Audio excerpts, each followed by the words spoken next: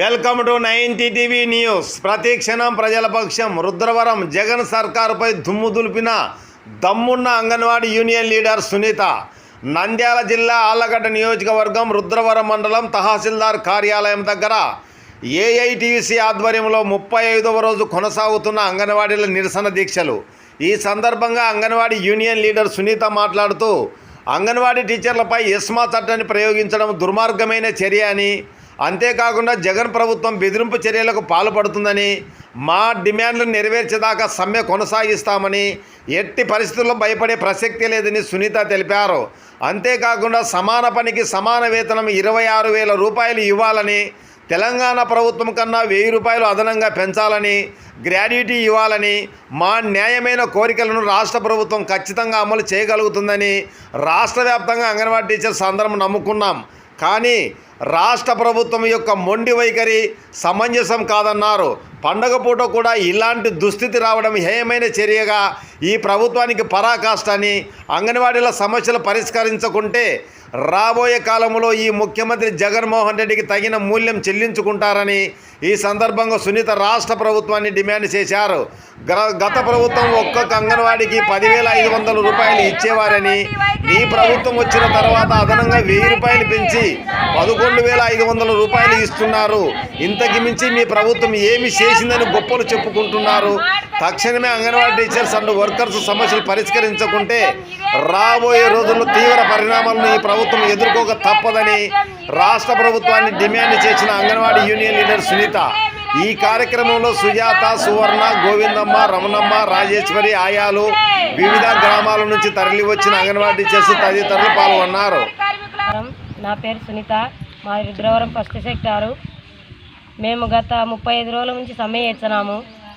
Christmas పోయింది, జనవరి పోయింది, సంక్రాంతి ఇప్పుడు కూడా పోవచ్చింది. కానీ ఇంతవరకు జగనన్నకు చీమ కుట్టినట్టు కూడా వ్యవహరించకున్నాడు. ఆయన అంగన్వాడీలు అంటే ఇంత అలసు కూర్చాడని మేము అనుకోలేదు. ఎందుకు ఇంత ఘోరంగా ప్రవర్తించాడో మాకైతే అర్థం కావడం లేదు. జగనన్న నీకు ఒక మాట చెప్తున్నాము, మేము చిన్న పిల్లల్ని తీసుకొని 35 రోజుల నుంచి సమ్మె చేస్తున్నాము. నువ్వు మా మీద కనికరం లేకుండా ప్రవర్తిస్తున్నావు.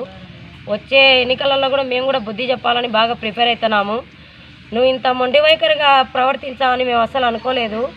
35 రోజుల నుంచి సమ్మె చేస్తున్నాము, రోడ్ల మీద అన్నం తింటున్నాము, రోడ్ల మీదనే పనుకుంటున్నాము. రాత్రి పగుళ్ళు మేము ఇక్కడనే సమ్మె చేస్తేనే కూడా మీకు కొంచెం కూడా ఆలోచన అనేదే లేదు. పాదయాత్రలో నా అక్కలు, నా చెల్లెళ్ళు, నా అవ్వలు, నా తాతలని నువ్వు ముద్దులు పెట్టుకుంటూ తిరిగినావు.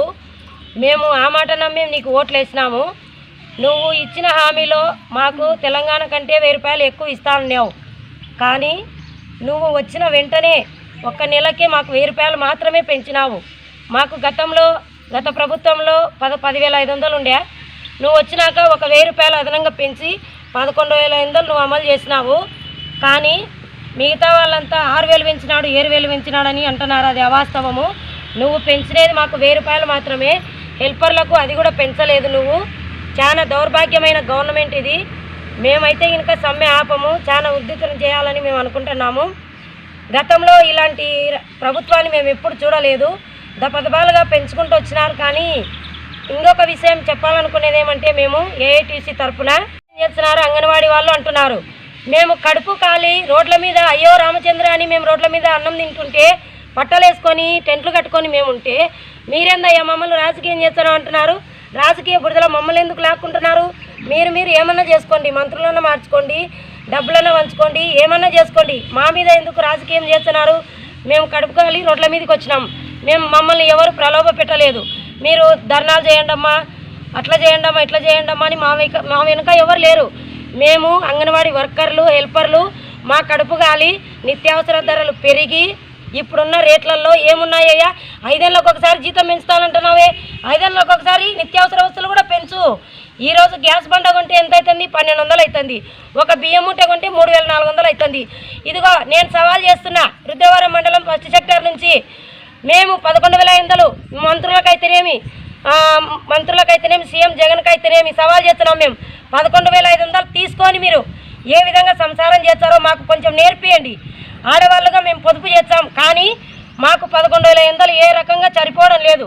మీరు ఏ రకంగా సరిపోతాయో మాకు ఒకసారి లెక్కలు వేసి చూపించండి. మేమేమన్నా కోట్లు అడుగుతున్నామా? ఏమన్నా కోట్లు కూడబెట్టుకోవాలని చూస్తున్నామా?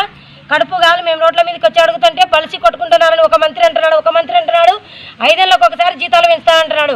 ఎట్లా నోర్లు వస్తాయి మాట్లాడడానికి, ఆడవాళ్ళని మాట్లాడడానికి? మీకు మీ ఇంట్లో కూడా ఆడవాళ్ళు ఉన్నారు కదా, మీ ఇంట్లో ఆడవాళ్ళు నెలకు ఎంత ఖర్చు వస్తుందో ఒకసారి లెక్కచారం వేసుకొని మాట్లాడుకొని మమ్మల్ని మీరు ప్రశ్నించండి.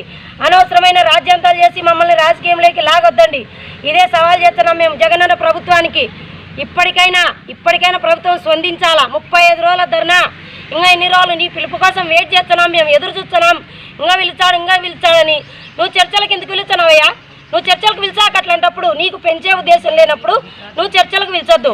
చర్చలకు పిలిచి మమ్మల్ని ఎందుకు డిసప్పాయింట్ చేస్తున్నావు? అందరినీ ఇంకా మంచి కబురు చెప్తాడని చిన్న పిల్లల్ని వేసుకొని బాలింతలు, గర్భవతులు, ముసలి వాళ్ళు, ఈ అంగన్వాడీ వర్కర్లలో, హెల్పర్లలో లేరా? మేము నీకు కనపడమా, వినపడమా? ఊరికే ఉన్న వాళ్ళకల్లా ఉచిత పథకాలలో పెట్టినావు. మాకు ఏం సాయం చేసినావు, ఏమిచ్చినావు? మేము కనీసం పనికి తగ్గ వేతనం అడుగుతలేదు. మీ ఆస్తులు రాసి మళ్ళీ మీ కోట్లు మాకు ఇవ్వలే. నువ్వు చేసే పనిలో మాకు ఒక పావలా భాగం పెట్టమంటున్నాం. మాకు ఇచ్చిన బడ్జెట్ అంతా ఏమైపోయింది? అనవసరపు ఖర్చులు పెట్టినావు. చాలా రాజకీయం చేస్తున్నారు అంటున్నావు. ఎందుకు చేస్తాం మేము రాజకీయము? మాకు చాలా ఇబ్బంది అయింది. మాకు 11,500 సరిపోవడం లేదు. హెల్పర్లు అయితేనేమి, టీచర్లు అయితేనేమి పొద్దున 9 గంటలకు పోయి సాయంత్రం 4 వరకు ఉండాలా. మాకు టీఏడీలకు ఇవ్వడం లేదు. 4 ఏళ్ళు అయింది. నువ్వు ఒక్కసారి ఆలోచన చేసి జగనన్న, మంత్రులతో వాళ్ళతో వీళ్ళతో చర్చించకుండా నీ గవర్నమెంట్ మళ్ళీ రావాలంటే కనుక ఒక అక్క చెల్లెళ్ళు, ఒక అంగన్వాడీ వర్కర్లు, హెల్పర్లు 1,10,000 మంది ఉన్నారు. ఏమవుతుందిలే, ఏం కాదులే అనుకుంటున్నావు. కానీ వచ్చే ఎన్నికలలో మా సత్తా ఏందో చూపిస్తాము. ఇప్పటికైనా కళ్ళు తెరుచుకొని చెవులు పెట్టుకొని విని గవర్నమెంట్ దిగొచ్చి మా జీతాలు పెంచాలని ఆశిస్తున్నాం.